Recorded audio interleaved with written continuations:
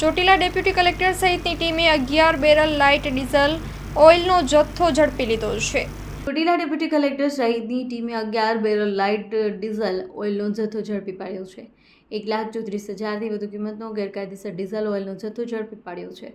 ચોટીલામાં પસાર થતા રાષ્ટ્રીય ધોરીમાર્ગ હોવાથી અસંખ્ય વાહનો ગેરકાયદેસર ડીઝલ સહિતની ચીજ વસ્તુઓથી થતી હોય છે અને ગેરકાયદેસર હેરાફેરીઓ કોટડા સાંગાણી તાલુકાના નારણકા ગામનો પરવાનાનો દુરુપયોગ કરી વેચાણ કરતા હોય તેવા બેરલો ઝડપી પાડ્યા છે.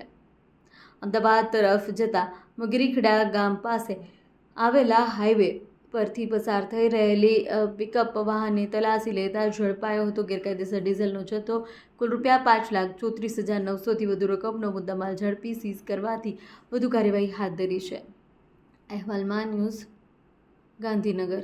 આજ રોજ રાત્રિના 8:30 વાગ્યાની આસપાસ અમારી ટીમ સાથે ચોટીલા અમદાવાદ હાઈવે પર તપાસણીમાં હતા ત્યારે એક બોલેરો પિકઅપ વાન જેમાં લાઇટ ડીઝલ ઓઇલ એટલે કે LDO ભરેલ હતા, જેને રોકી તપાસ કરતા ડ્રાઈવર દ્વારા જણાવેલ કે આમાં લાઇટ ડીઝલ ઓઇલ ભરેલ છે.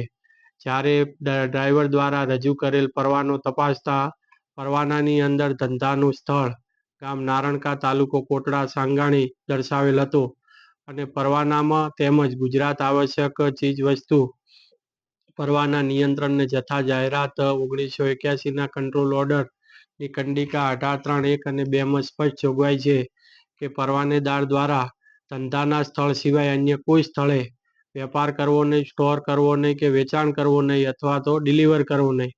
તેમ છતાં આ કામના જયદીપભાઈ રસિકભાઈ વઘાસિયા કે જેઓ નારણકા કોટડા સાંગાણી ખાતે પરવાનો ધરાવતા હોવા છતાં જુદી જુદી જગ્યાએ પિકઅપ વાનમાં પરવાનો સાથે રાખી અને ધંધો વેચાણ કરતા હોય, પરવાનાનો મોટા પાયે દુરુપયોગ કરતા હોય, ગાડીની અંદરથી મળેલ 11 બેરલ LDOને જપ્ત કરી તેમજ ગાડીને પણ જપ્ત કરી કુલ મુદ્દામાલ 5,34,000 જપ્ત કરી અને આગળની કાયદેસરની કાર્યવાહી હાથ ધરેલ છે.